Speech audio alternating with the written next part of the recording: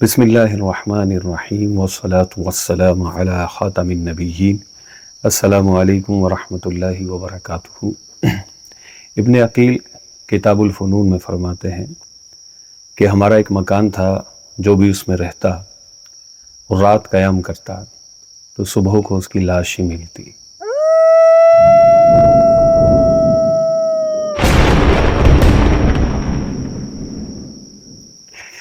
ایک مرتبہ ایک مغربی مسلمان ویسٹرن مسلم آیا اور اس نے اس مکان کو پسند کیا اور اس میں رہنے لگا، اور وہ کافی عرصہ اس مکان میں رہا اور صحیح سلامت رہا۔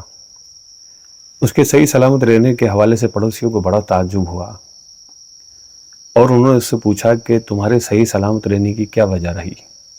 تو اس نے بتایا کہ میں رات کو قرآن پاک پڑھتا، نوافل پڑھتا۔ ایک بار میں قرآن پاک کی تلاوت کر رہا تھا کہ گھر کے کنویں میں سے ایک شخص نکل آیا۔ میں اسے دیکھ کر ڈر گیا۔ اس نے کہا، آپ ڈریے نہیں، اب میں مسلمان جن ہوں اور میں آپ سے قرآن پاک پڑھنے آیا ہوں۔ اور وہ یوں آتا رہا اور قرآن پاک پڑھتا رہا۔ وہ مغربی مسلمان ویسٹرن مسلم کہتے ہیں کہ میں نے ان سے کہا کہ رات میں آپ سے ڈر لگتا ہے، آپ دن میں تشریف لایا کریں۔ تو وہ جن مان گیا اور وہ دن میں آنے لگا۔ میں نے اس سے ایک دن پوچھا کہ اس گھر کا کیا قصہ ہے، کیونکہ وہ گھر مشہور تھا اس اعتبار سے کہ جو بھی اس میں رات کو رکے گا، اسٹے کرے گا، صبح اس کی لاش ہی ملے گی۔ تو میں نے اس جن سے پوچھا اس گھر کا کیا قصہ ہے، تو اس جن نے کہا کہ ہم مسلمان جنات ہیں، ہم نماز پڑھتے ہیں، تو یہاں جتنے بھی لوگ آ کر ٹھہرے ہیں وہ رات کو شرابیں پیتے، گانے باجے کرتے، گناہوں میں رات گزارتے، تو ہم نے ان نافرمانوں، گناہ گاروں، بدکار لوگوں کو گلے دبا دبا کر مار دیا۔ ایک دن وہ مجھ سے قرآن پاک پڑھ رہا تھا تو باہر کسی عامل نے صدا لگائی کہ پرانے زمانے میں جو عاملین ہوتے تھے، دم کرنے والے، جھاڑ پھونک کرنے والے، وہ ایسے راستوں سے گزرتے تھے یا علاقوں سے، محلوں سے، گاؤں سے گزرتے تھے تو صدا لگاتے تھے، کسی کو دم کرانا ہو، کسی کو سانپ کے کاٹے گا دم کرانا ہو تو مجھ سے کروا لو۔ ایسے ہی ایک عامل نے صدا لگائی کہ میں سانپ کے ڈسنے، نظر بد کی لگنے اور آسیب کا علاج کرتا ہوں۔ تو جن نے اس نوجوان سے پوچھا کہ یہ کون ہے؟ تو وہ مغربی مسلمان نے کہا کہ یہ دم وغیرہ کرنے والے صاحب ہیں۔ تو اس نے کہا میرے پاس لے کر آؤ اس کو۔ تو جب وہ مغربی مسلمان اس عامل کو گھر میں لایا تو یہ جو جن قرآن پاک پڑھنے آتا تھا، اس نے ایک بڑے سے اژدہے کی شکل اختیار کر لی اور چھت میں لٹک گیا۔ عامل نے فوراً اس پر دم کیا، اور جب دم کیا تو وہ جو اژدہا تھا وہ تڑپنے لگا اور فرش پر آ کر گر گیا۔ عامل نے اس کو اپنی ٹوکری میں رکھ لیا اور ٹوکری بند کر دی۔ تو مغربی مسلمان کہتے ہیں میں نے اس کو منع کیا کہ آپ ان کو چھوڑ دیں۔ تو عامل نے کہا یہ میرا شکار ہے، میں تو اس کو لے کر جاؤں گا۔ تو مغربی مسلمان نے اس کو، عامل کو 1 دینار دیا، 1 اشرفی دی، اور وہ عامل اس کو چھوڑ کر چلا گیا۔ اس کے جانے کے بعد اس سانپ نے پھر حرکت کی اور وہ اس صورت میں نظر آنے لگا جس صورت میں آ کے قرآن پاک پڑھتا تھا۔ اس نے پوچھا کہ یہ تمہیں کیا ہوا؟ کیونکہ عامل کے دم کرنے کی وجہ سے وہ جو جن تھا وہ کمزور ہو گیا اور اس کا رنگ پیلا پڑ گیا۔ اس جن نے کہا کہ مجھے اب اپنے بچنے کی امید نہیں ہے، تم جب کنویں سے رات کو چیخ کی آواز سنو تو یہاں سے چلے جانا۔ اور مغربی مسلمان کہتے ہیں کہ رات کو کنویں سے چیخ کی آواز سنی تو میں گھر چھوڑ کر چلا گیا۔ تو اس حکایت سے، کتاب الفنون سے جو میں نے بیان کی، 3 باتیں تو بڑی اہم ہیں جو میں جن کی طرف آپ کی توجہ چاہوں گا۔ ایک یہ کہ کبھی کبھی مذاق بھی مہنگا پڑ جاتا ہے، جیسے کہ اس جن نے اس عامل سے مذاق کیا، اور عامل اپنے فن میں کامل تھا، اس نے اسماء مبارکہ پڑھ کر اس پر دم کیا اور وہ جن کو اپنی جان سے ہاتھ دھونے پڑ گئے۔ دوسری بات یہ ہے کہ گناہوں کے سبب دنیا میں بھی سزاؤں کا سلسلہ ہو سکتا ہے، جیسا کہ اس آصف زدہ گھر کا قصہ ہے کہ وہاں جو لوگ آتے تھے ان کو قتل کر دیا جاتا تھا۔ اور تیسری بات یہ کہ نمازوں سے اور تلاوت قرآن سے اگر گھر کو آباد کیا جائے تو گھر میں خیر و برکت بھی ہوتی ہے اور اس طرح کی مصیبتوں آفتوں سے جنات سے بھی حفاظت ہوتی ہے۔ تو ہمیں ہر اس کام سے بچنا چاہیے جو اللہ پاک کی نافرمانی ہو اور اس طرح کی مصیبت کو دعوت دینے والا ہو، اور ہر اس کام کو اپنانا چاہیے کہ جو اللہ پاک کی فرما برداری میں شامل ہو اور اس طرح کی آفتوں اور مصیبتوں سے جان چھڑانے والا ہو۔ تو یہ تھا ایک گھر جو پر اسرار گھر تھا، جس کو ہانٹیڈ ہاؤس کہہ سکتے ہیں، کہ جس میں جنات کا بسیرا تھا، اور وہ جنات جو تھے وہ مسلمان تھے اور وہ گناہ گاروں کو پسند نہیں کرتے تھے، بدکاروں کو پسند نہیں کرتے تھے اور ان کو قتل کر دیا کرتے تھے۔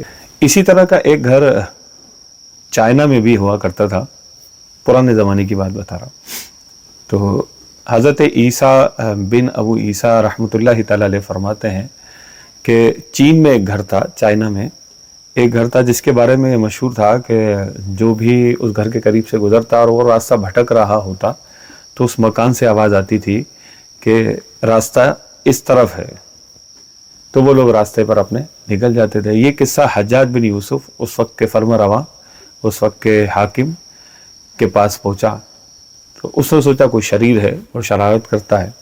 اس نے اپنا ایک فوجی دستہ بھیجا اور ان کو یہ ہدایت کی کہ تم جان بوجھ کر راستہ بھٹک جانا، اور جب یہ آواز آئے تو فوراً اس گھر پر حملہ کر دینا۔ تو یہ دستہ وہاں پہنچا اس گھر کے پاس۔ جب اس گھر کے پاس سے پہنچ کر انہوں نے جان بوجھ کر غلط راستہ اختیار کیا تو گھر سے حسب معمول آواز آئی کہ راستہ اس طرف ہے۔ تو یہ سب کے سب یکدم اس گھر میں کود پڑے، لیکن اس گھر میں ان کو کوئی نہیں ملا۔ گھر میں سے آواز آئی کہ تم ہمیں ہرگز نہیں دیکھ سکتے۔ حجاج بن یوسف کے آدمیوں نے کہا کہ تم یہاں کب سے قیام پذیر ہو؟ تو ان جنات نے کہا کہ ہم تمہاری طرح سالوں کا حساب نہیں رکھتے، ہم اس طرح حساب رکھتے ہیں کہ ہم نے یہ ملک یعنی چین کو 8 بار ویران ہوتے ہوئے دیکھا اور 8 بار آباد ہوتے ہوئے دیکھا۔ تو یوں ایک طویل عرصے سے یہ جنات اس مکان میں رہا کرتے تھے۔ یہ بھی ایک گھر تھا جہاں سے جنات لوگوں کو صحیح راستے کی طرف رہنمائی کیا کرتے تھے۔ مدینہ منورہ زادہ اللہ شرفا و تعظیماً کے کنویں کے بارے میں یہ تھا کہ جو بھی اس کنویں کے پاس پانی بھرنے جاتا تو اس پر پتھر مارے جاتے تھے، لوگ پریشان تھے۔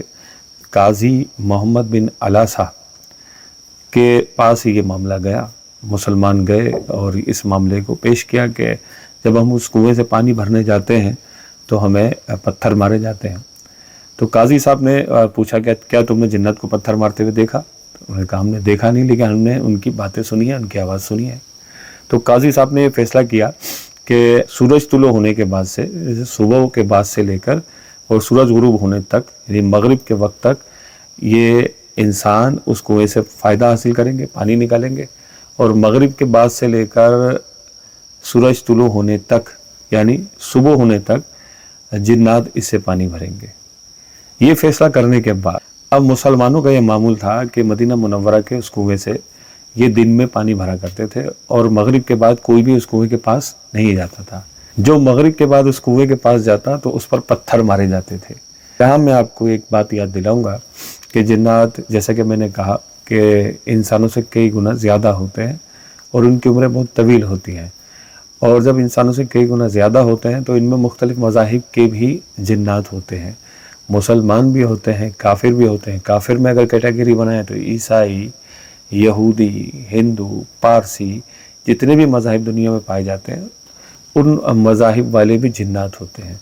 تو یہ جو قصہ کنویں والا میں نے بتایا تو یہ مسلمان جنات کا قصہ تھا کہ جو پانی بھرتے تھے اور جب پانی بھرنے کوئی جاتا تھا تو پتھر مارے جاتے تھے۔ تو یوں ان کا آپس میں ایک طرح سے جھگڑا تھا کہ کون پہلے پانی بھرے گا۔ تو جب قاضی صاحب نے فیصلہ کر دیا تو جنات نے بھی اس فیصلے کو تسلیم کیا۔ حضرت سیدنا عمرو بکالی رحمۃ اللہ تعالی علیہ فرماتے ہیں کہ انسان کے ہاں ایک بچہ پیدا ہوتا ہے اور جنات کے ہاں 9 بچے پیدا ہوتے ہیں، یعنی انسان کے مقابلے میں جنات کی تعداد یہ 9 گنا ہوتی ہے۔ اور ایک بڑی عجیب بات جو شاید آپ کے لیے نہیں ہو کہ آپ کے گھر میں جنات ہیں، میرے گھر میں بھی جنات ہیں، جتنے بھی اس یوٹیوب پر ویڈیو کو دیکھ رہے ہیں ان سب کے گھر میں جنات ہیں۔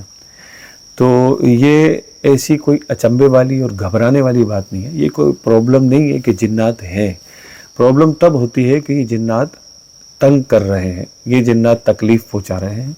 اصل میں ہر گھر میں جنات ہوتے ہیں اور وہ اپنے اعتبار سے وہ اپنی زندگی گزار رہے ہوتے ہیں، تنگ نہیں کر رہے ہوتے، لیکن جب تنگ کرے تو اب یہ پرابلم ہوتی ہے، اس کا علاج ہونا چاہیے۔ حضرت امام جلال الدین سیوطی رحمۃ اللہ تعالی علیہ فرماتے ہیں کہ مسلمانوں کے گھروں میں جنات ہوتے ہیں جو چھتوں پر رہتے ہیں اور کھانا کھانے کے وقت مسلمانوں کے ساتھ ان کے دسترخوان پر ان کے ساتھ کھانا کھاتے ہیں۔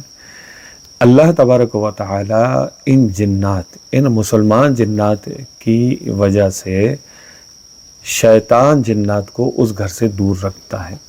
تو یہ جنات ہوتے ہیں اور مسلمانوں کے گھروں میں رہتے ہیں، اور اللہ پاک کی کرم نوازی کہ اس نے حفاظت کا کیسا زبردست انتظام کیا ہے کہ ایک ایسی مخلوق جو مجھے آپ کو نظر نہیں آ رہی اور وہ ہمارے گھروں کی، ہمارے بال بچوں کی، ہمارے بہن بھائیوں کی حفاظت پر مامور ہے۔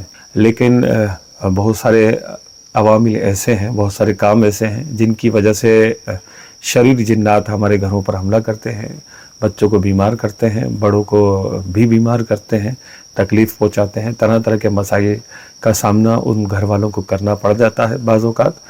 تو ہمیں چاہیے کہ اپنے گھر کو تلاوت قرآن سے آباد کریں کہ اللہ پاک کے آخری نبی صلی اللہ تعالی علیہ وآلہ وسلم نے ارشاد فرمایا کہ اپنے گھروں کے لیے قرآن پاک کا کچھ حصہ ذخیرہ کر لو۔ جس گھر میں قرآن پاک کی تلاوت کی جائے گی وہ گھر اس گھر والوں پر مانوس ہو جائے گا، اس کی برکت میں اضافہ ہوگا اور اس گھر میں مومن جن رہائش اختیار کریں گے۔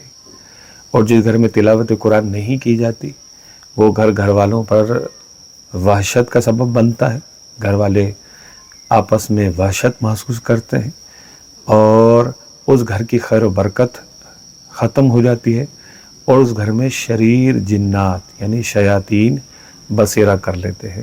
تو فیصلہ میرے آپ کے ہاتھ میں ہے، ہمیں کوشش کرنی چاہیے کہ تلاوت قرآن کا معمول بنائیں، کچھ نہ کچھ تلاوت قرآن سے اپنے گھروں کو ہم آباد کریں اور اس کی برکتوں سے شریر جنات سے خود کو محفوظ رکھیں۔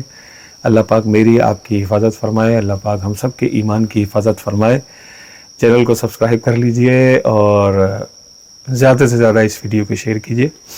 انشاءاللہ اگلے ایپیسوڈ میں آپ سے ملاقات کریں گے۔ السلام علیکم ورحمۃ اللہ وبرکاتہ۔